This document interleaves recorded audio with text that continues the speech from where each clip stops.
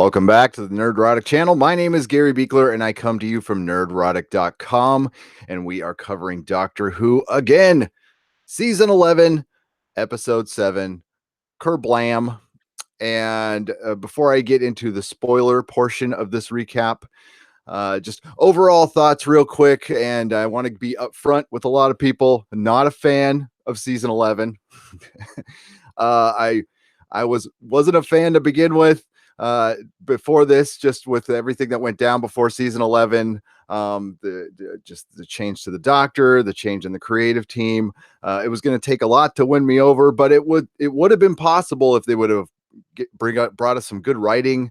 But it just continues to be just nothing Scooby Doo episodes with meaningless villains, meaningless plots, and forgettable episodes. This one is not really, it wasn't as bad as the last three before this. I would say very middle of the road, but again, forgettable. And the biggest problem I have with that is when you have shortened seasons, when you have 10, 12, 11 episode seasons, you think you would get more impact. These feel like filler episodes in a 25 episode season of your average show. Doctor Who is not supposed to be your average show. And once again, we got the misbehaving robots. So that was something Stephen Moffat liked to use quite a bit. The Girl Who Waited, Russell T Davies used it too, rather well though. So yeah, it's happened quite a bit. And here we go again. And they use the same voice. They use the same voice as the angels, and I guess that's a throwback, and we got some Easter eggs this episode. So I will get to the spoilers at this point, and there's really not much. The recap will be about 5 minutes, folks. Spoiler warning: if you have not seen the episode, go watch the episode if you like, or you can listen to me and probably save yourself an hour or so. But spoiler warning. Thank you, Viking Bitch, for the spoiler paddle. So the Doctor. Ryan, Yaz, and Graham are in the TARDIS, which we have not seen a lot this season, and the Doctor receives a package that has a fez in it. Oh, we got a fez. We got the fez. And it basically is a message for help. And they go to Kerblam, which is like the Amazon of space, basically. And right away, I'm like, is this the anti-capitalism episode? That's what I was kind of ready for. I don't know if anybody else was ready for that. It turns out it really wasn't. So, thank you for that. Thank it, because, each episode has been, it feels like the BBC wants to give us teachable moments within Doctor Who. And as I said in a video that will be coming out, you know how they do product placement? Doctor Who likes to do political placement now. So it wasn't, to me anyway, it wasn't bad this episode. So I'll say that. So they end up going to Kerblam, and the Scoobies go out, and they're trying to find out who sent the distress call. We find out it's a fully almost 90% automated company, 10% staff. And they split up, of course, to try to get to the staff to find out who sent the message. And immediately Yaz talks to a guy named Dan. They strike up a friendship. He seems real nice. He of course was a bad dad, but now he's a good one. And she gets called down to a lower level. Now, while they're talking, they keep getting interrupted by a robot that keeps asking, hey, you need to keep working. Conversations are meant for the break and stuff. I could honestly see that happening someday at some of the places I've worked. And instead of Yaz going, Dan, of course, goes down, and then Dan disappears. Yaz follows him down. She escapes. She gets attacked by a couple of the robots, and we see automatically that the robots are misbehaving, but we're really not sure why. We meet a couple of more characters, Kira, I think her name was, and Charlie. Charlie is a maintenance guy who's working with Graham. Again, Graham remains the best thing in the show. He was pretty damn funny in the show. He had some good lines. I really enjoy. I'm blanking on his name right now. The guy playing Graham is really good. I'll just say he's really good. It is Bradley Walsh. Bradley Walsh is doing a good job. So, and he's teamed up with Charlie. Charlie has a little bit of a crush on Kira, they find out. So they do their investigating, and there's just a lot of trying to figure out who sent the message. They eventually find out that it was the system itself that sent the message. It was trying to fight back, so it's some form of a AI.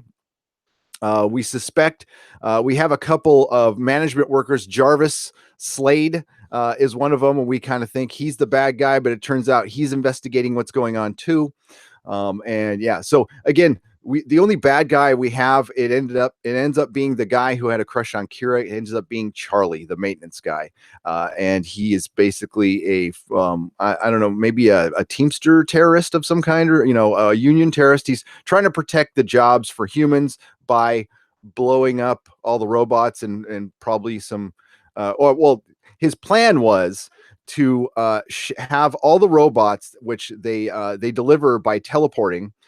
They have these boxes, and in each box there's a little toy or something, a little gadget, and it's wrapped in deadly bubble wrap. So the bubble wrap is a bunch of bombs, and his whole plan was to send these packages out and kill people in the name of workers. So instead of maybe just blowing up the facility, or I love the fact that the doctor actually gives him advice on terrorism a little bit here, how he could have done it differently.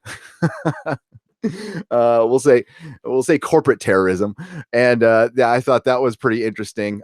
So that was his whole plan, was to kill people in the name of getting people jobs.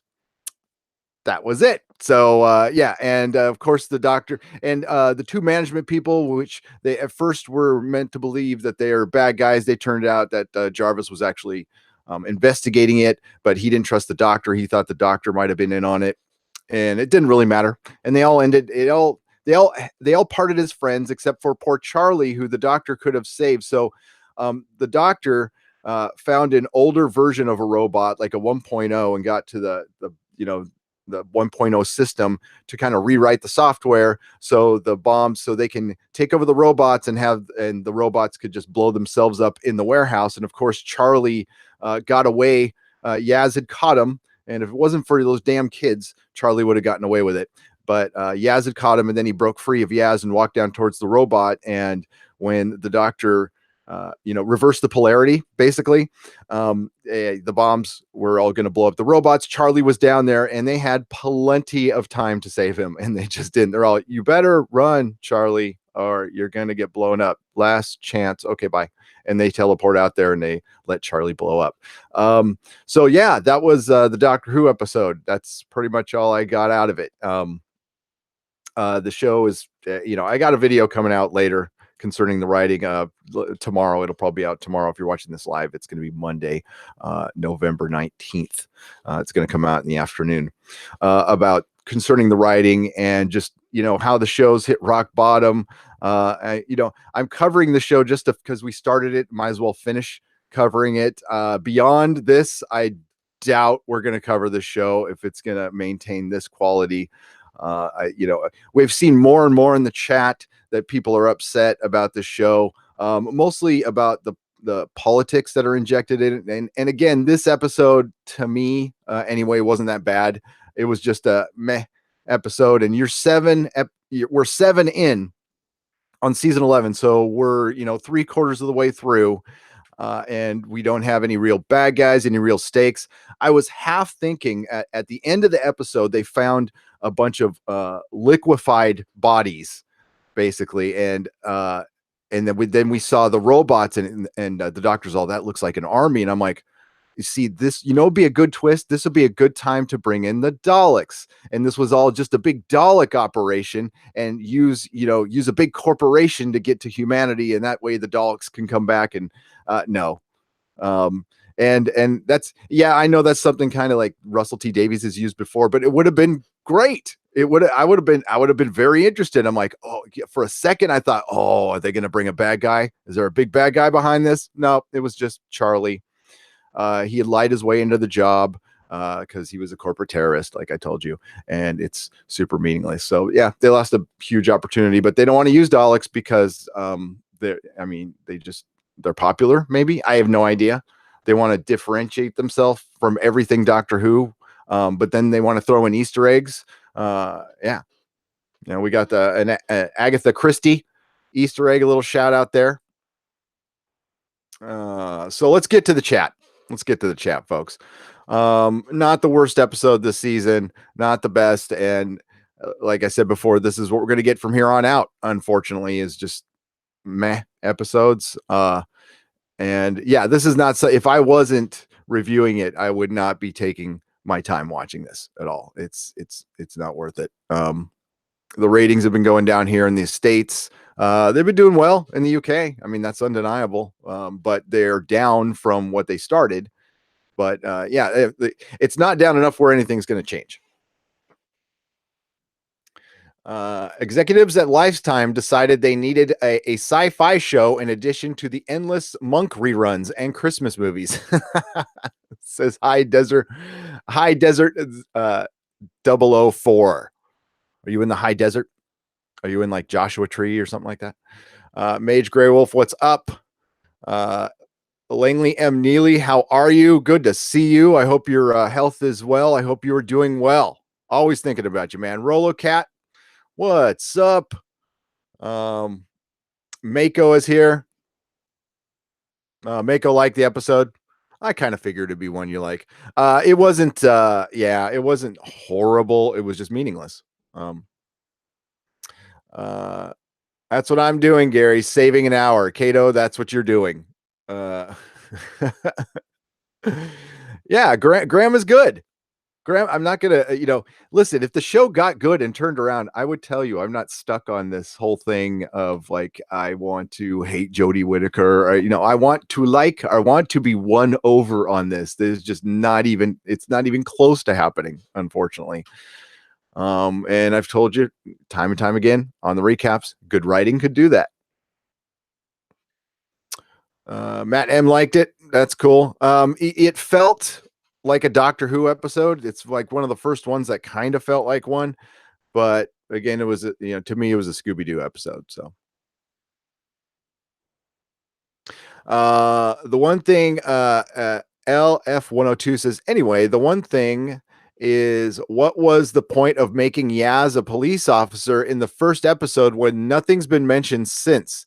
As all the other jobs, the two comparisons have kept being mentioned. Yeah, we finally got something at the end of this episode where she gets Charlie in kind of an arm lock, but then he breaks free. Definitely. Teachable moments are great, though. I'd prefer to be taught by something scientific. Exactly. I'm still not sure exactly what the moral of the story was, other than male bombs are bad. Okay, exactly, Captain Robert April. You know what? I'm gonna say you dropped the ball on this one. It would have been hypocritical, maybe. So a big bad, the British Broadcasting Corporation, passing judgment on corporations probably would have been a little problematic, but yeah, they dropped the ball on this one. They could have really gave it to capitalism. Oh, that nasty capitalism. Yeah. Yes. Male. Actually, Captain Robert April. It wasn't it was bubble wrap. So what they tried to do was what Doctor Who's done in the past is, make something silly and mundane dangerous, which can be fun if done right. If done right. And going through the chat here, the plan was to make the machine look bad. It was to make Koba. It was to make. So his plan was to kill all the people, and everybody would blame Kerblam because there would be no investigation or anything, and they wouldn't have figured out it was a human. So yeah, I mean, I guess there's some logic to it, but like I said, wasn't the best plan in the world, and it didn't work anyway. So that's the worst kind of bubble wrap. Yeah, bubble wrap. I love popping bubble wrap. It's very eases the stress, man. The Fez was just a callback to Matt Smith and maybe a comment on how slow the mail service is. That's true. That is kind of funny, actually. Says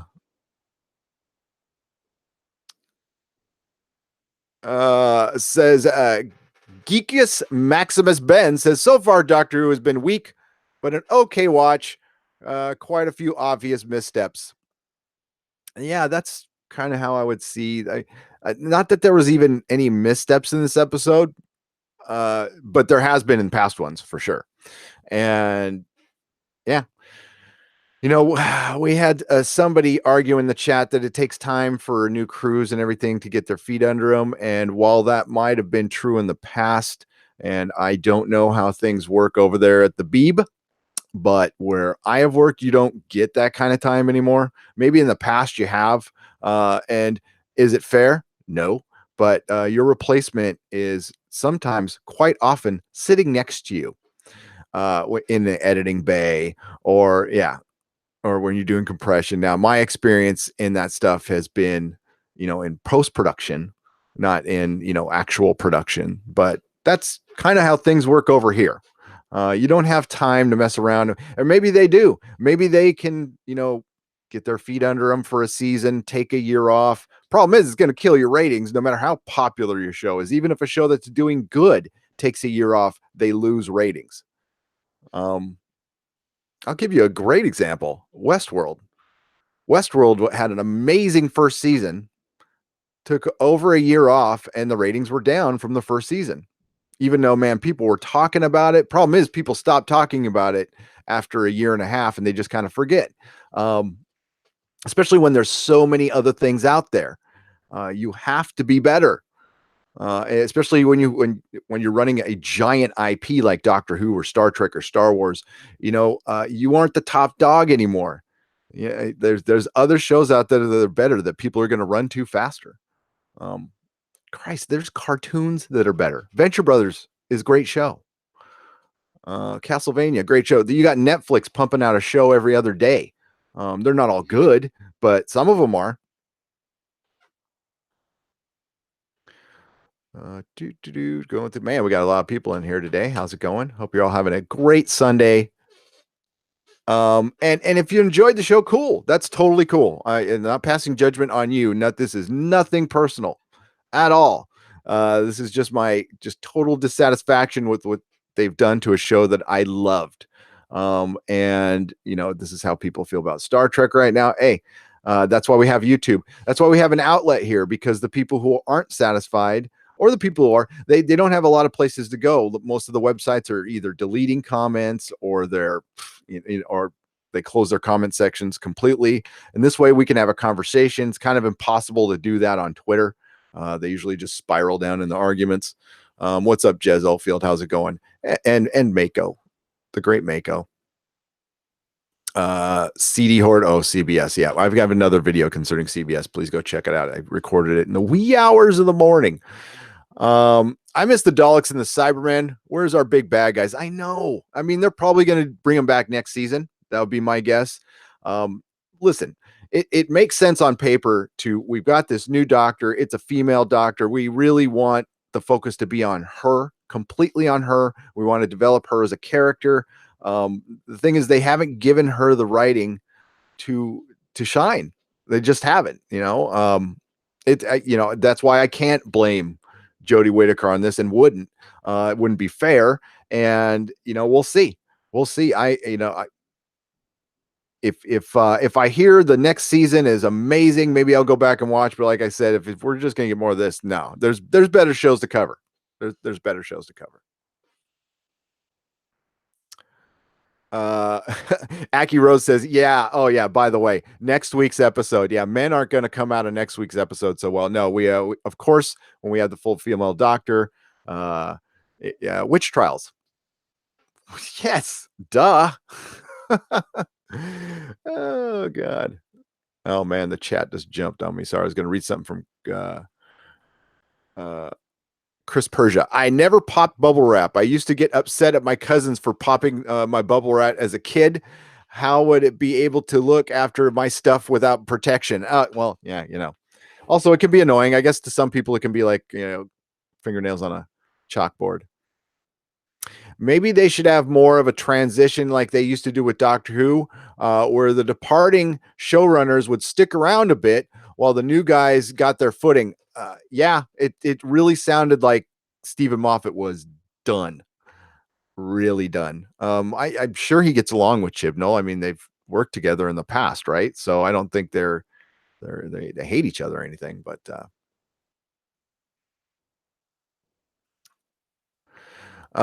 okay, yeah, I guess and I'm not there, but by the way, the doctor's here. Everybody, welcome the doctor, the fourth doctor. We love you. We love you, man. We miss you so much. I'm gonna watch a fourth Doctor episode today. I always watch an old Doctor Who to cleanse the palate. Elizabeth. I noticed this episode represents Brexit and immigrants in the workplace. Now that could have been the political message.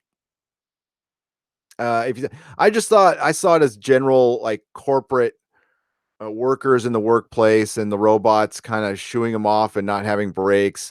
Uh, you know, yeah. I mean that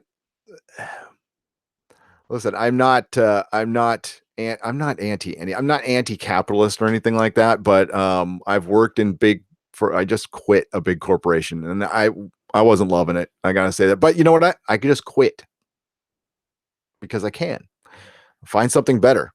I'm sure there's many people there who love that job. It just wasn't for me. I feel Chibnall is just trying to be safe since Moffat weren't far out there, and in the end, I felt it failed. Says Koba. Yeah, he did. That's a video for another day. And I know a lot of people have talked about it, but the Moffat from seasons 5 and 6, and halfway through season 7. The Moffat after halfway through season 7 is a different writer, a different person. Something changed. Something changed structurally at the BBC in his personal life. I don't know. I've heard tons of rumors. But yeah, something changed, and he went too far out and then reined it in way too much, and then he started playing it safe at the end. I don't want my writers playing it safe, not with these shows. I don't want them going like nuts, like Ryan Johnson nuts, but take some chances, get it, right now it's just the doctor solving mysteries, which is great if it's the fourth Doctor episodes from the 70s and the 80s. This is not that era.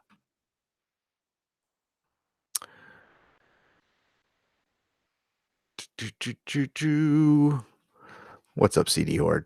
Torchwood would be a good way to fill the hiatus. No. Jesse Cicada Jr. Yes, it would, if done right, by another production company, not by the BBC. If that makes any sense. Skip this episode. We'll catch it later. Amazon Prime added original Westworld, Logan's Run, Omega Man, and Soylent Green. Oh, that sounds like a fun day. The Prisoner is also on Amazon Prime if you want to check out that. Yeah, there's many other good shows to watch right now. We got Counterpart coming up in a couple short weeks. Night Flyers. I don't know if that's going to be good. If you have the YouTube Premium, I can say that I've watched the first 5 episodes, and Origin's a pretty cool show. I like it. It's not the greatest thing since sliced bread, but Doctor Who season 12 is scheduled to air in autumn of 2019. I haven't seen that official, but I could believe it.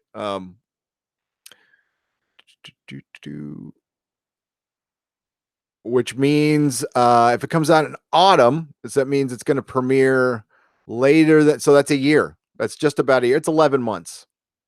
So that's a long break.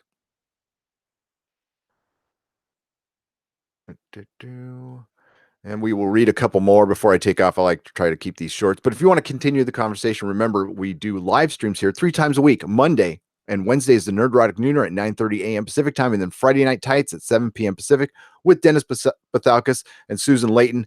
For the last couple of Doctor Who recaps, I'm going to have Susan join me. All right, so I'm going to have a co-host. So this will be the last one where it's just me. I didn't know that Susan was into Doctor Who, but we got to talking, so she's into Doctor Who. So Chris Eccleston and Peter Capaldi were the best, and Jodie Whittaker is also the best. I do not agree.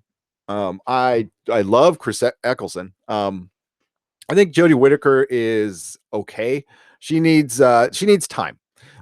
Thank you, Steele Johnson. $2 for you and your wonderful crew. Thank you so much. I appreciate the super chat.